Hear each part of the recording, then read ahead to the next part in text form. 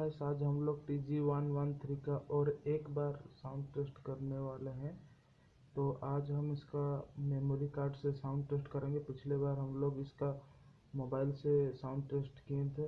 इस बार हम लोग इसका मेमोरी कार्ड से साउंड टेस्ट करेंगे। उसके लिए हमको यहाँ पर हम लोग को एक मेमोरी कार्ड इंसर्ट करना पड़ा है। उसके लिए मैं यहाँ पर एक मेमोरी कार्ड इंसर्ट कर चुका हूँ। आप देख सकते हैं, मैं यहाँ पर जूम करके दिखाता हूँ। आप देख सकते हैं यहाँ पर है।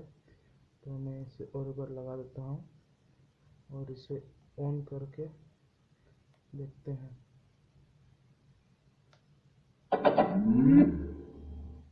Play by TF card. तो आप देख सकते हैं, मैं अभी मेमोरी कार्ड से यहाँ पर सॉन्ग प्ले कर रहा हूँ।